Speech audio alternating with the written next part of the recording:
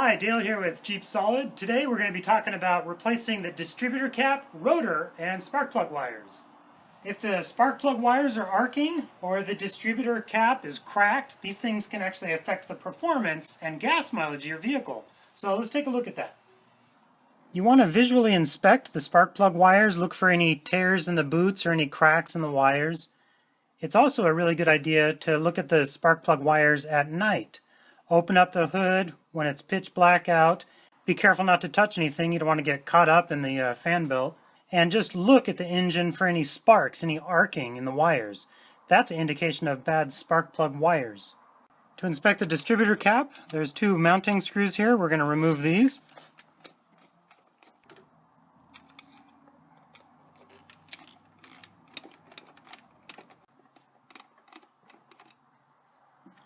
And the distributor cap just lifts straight up. I'm going to remove this center spark plug wire just to make it a little easier to look at the distributor cap. We're looking for any cracks or carbon tracks or severe erosion of the terminals. And same thing on the rotor.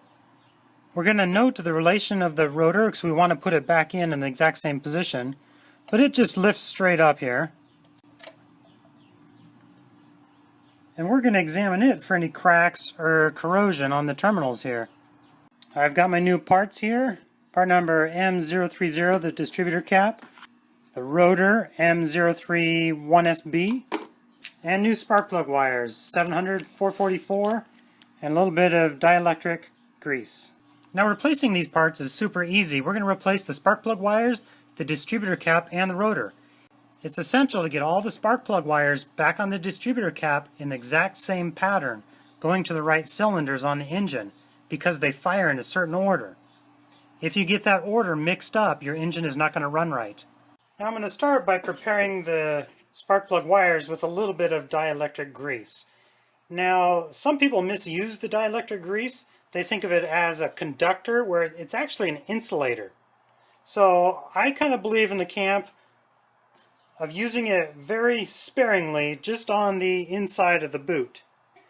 If you get a little bit of dielectric grease down into the metal terminal, it's okay. The connection will push that grease out of the way and you'll still get a good spark through there. It's a good idea to put a little bit of dielectric grease on that terminal if you're in an area where you get a lot of corrosion. Some people will make the mistake and get a whole bunch of dielectric grease down in there, and they can actually cause interference in the conduction of the spark because it's an insulator, not a conductor. And because the dielectric grease is an insulator, it prevents arcing around the spark plug to the engine block, and it prevents corrosion by preventing moisture from getting in. The dielectric grease will also help prevent the boot from sticking to the porcelain on the spark plug.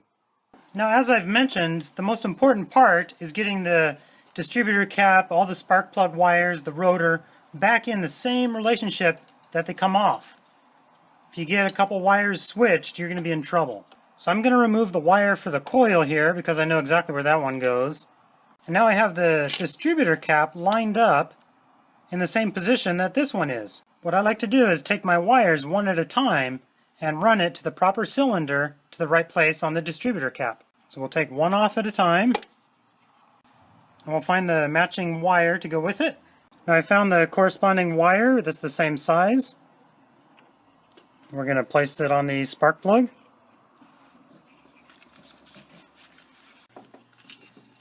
And onto the distributor cap at the right point. There's one wire done. We're going to continue that process with all the other wires. Now when you pull the boot off of the spark plug, you want to grab low on the boot. You don't want to pull on the wire itself, because what you can do is actually pull the spark plug wire out of the boot if you're pulling on this part, and you'll have a problem.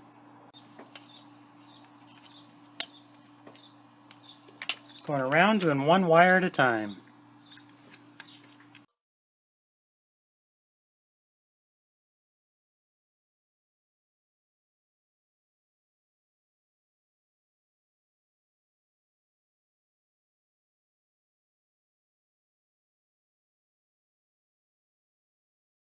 Now I have all the wires in the right position. I can go ahead and remove the old cap.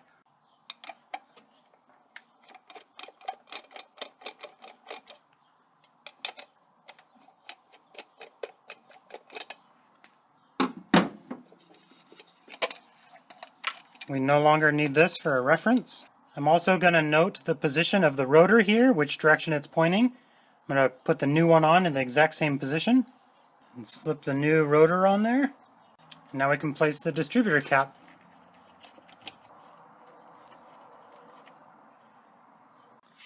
I'm going to replace the wire for the coil.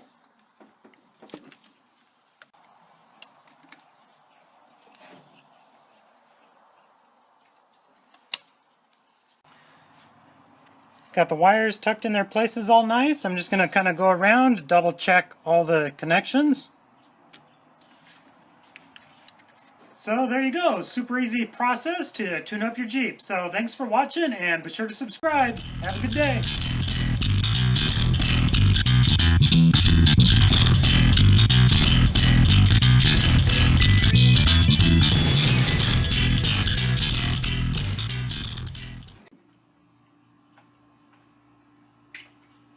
Can Bella hang out with Mimi for a while? Pause this.